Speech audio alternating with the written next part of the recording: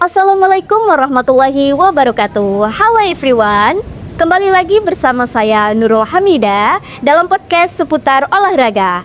Baik, pada video kali ini kami akan membahas tentang hal-hal yang terkait dengan psikologi olahraga, terutama pada atlet. Nah, di samping saya sudah menghadirkan narasumber yang mana ia merupakan salah satu mahasiswa Universitas Negeri Padang yang berprestasi, terkhususnya di cabang olahraga. Bisa dikenalkan dulu siapa namanya? Baik, perkenalkan nama saya Rizky Wahyudi. Saya merupakan salah satu mahasiswa di Universitas Negeri Padang, tepatnya di Fakultas Ilmu Peolahragaan, dan juga merupakan salah satu atlet di cabang olahraga atletik dengan nomor lompat tinggi. Oh, dia adalah atlet dalam nomor lompat tinggi. Nah, kalau boleh tahu nih Rizky, dalam waktu dekat ini pertandingan atau perlombaan apa saja yang sudah kamu ikut? Kalau untuk dalam waktu dekat ini sih mungkin kemarin cuma ada perlombaan invitasi mahasiswa nasional yang diadakan di Jakarta ya. Wow, di Jakarta. Untuk persiapannya nih ya, persiapan si Rizky untuk mengikuti pertandingan invitasi Ya. itu kira-kira berapa bulan? Kalau kemarin itu karena pemberitahuannya lumayan mendadak ya, itu kayaknya nggak sampai sebulan deh atau sekitar 15 hari untuk persiapan. Wow, cuma sebentar ya persiapannya. Menurut Rizky, berdasarkan hasil yang Rizky dapat dari perlombaan itu, apakah Rizky udah merasa puas atau belum? Kalau untuk hasil dengan yang segitu kemarin terutama belum puas ya, terutama lagi dengan persiapan yang terbilang cukup minim lah ya, dalam waktu 15 hari itu nggak terlalu lama lah untuk buat persiapan gitu. Oh iya kan, pokoknya bentar doang ya berarti. Oh ya Rizky, aku nih mau tanya sedikit ya terkait tentang pertandingan itu. Pasti kan saat kita melakukan perlombaan, kita bakalan ngerasa grogi gitu kan sih. Nah, gimana sih cara si Rizky untuk mengendalikan rasa grogi yang Rizky alami? Yang saya alamin sih ya untuk cara mengatasi grogi itu, pertama Rizky itu selalu melihat kayak video cuplikan dengan cabang olahraga yang Rizky ikutin, seperti ada tuh video Olimpiade untuk melihat teknik-tekniknya gimana agar pada saat pertandingan itu ya pede lah terhadap teknik, karena lompat tinggi ini juga bukan salah satu olahraga yang mudah ya, karena lompat tinggi ini kita melompat setinggi mungkin untuk melewati bar atau mistat. Jadi untuk melewati itu kita nggak bisa melihat karena posisinya itu seperti kayang di udara. Iya. Oh, seperti itu ya. Kalau boleh tahu ya, apa sih yang membuat Rizky termotivasi untuk mengikuti ini nomor cabur dalam lompat tinggi dan untuk terus berprestasi di bidang itu? Yang membuat saya termotivasi itu mungkin ya untuk membahagiakan kedua orang tua pertama ya. Terus mungkin ada target makanya membuat termotivasi.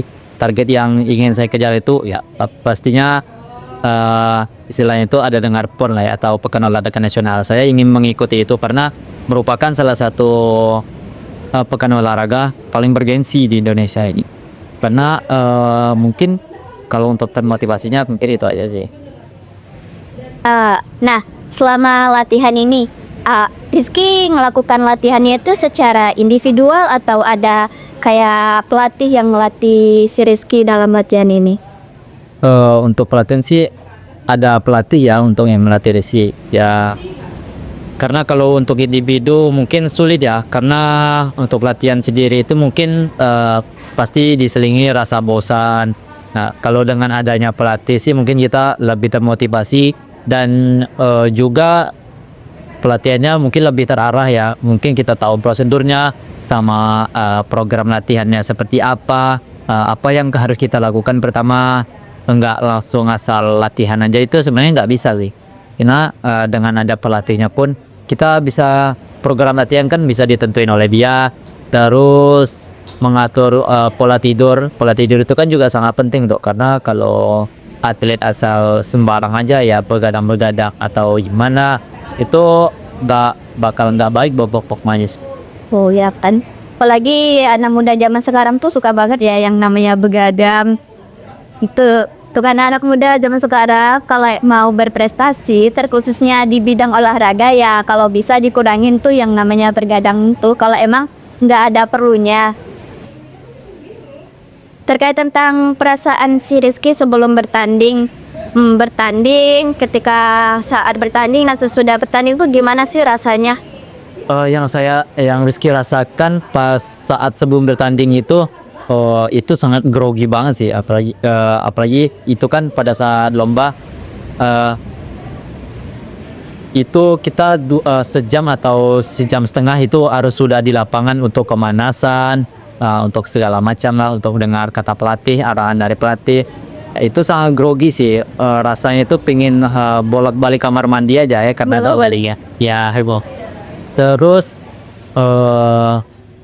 pada saat sebelum bertanding itu rasanya lumayan grogi, tetapi nggak segrogi sebelum tadi karena mungkin udah masuk fasenya dalam bertanding ya.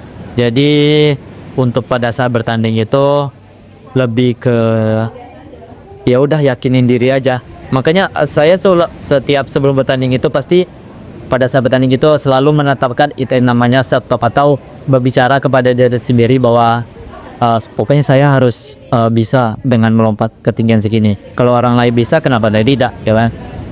Itu kalau yang untuk saat pertandingan ya. Kalau setelah pertandingan itu mungkin sudah masuk ke dalam, ya udah lega lah dengan walaupun hasilnya kemarin tidak memuaskan, tetapi ya alhamdulillah lah dapat juara di antara EA gitu. Oh ya, nah kan kalau misalnya dalam pertandingan ini kita juga harus latihan. Pernah nggak sih si Rizky ini ngalami rasa kayak bosan, terus malas latihan, terus nah gimana sih cara Rizky itu untuk mengatasi rasa malas gitu? Untuk mengatasi rasa bosan atau malas itu apa ya? Mungkin Rizky ya biasanya ya dengar kata motivasi aja sih, atau kalau kata orang itu motivasi terbesar itu adalah putus cinta ya kalau kata orang.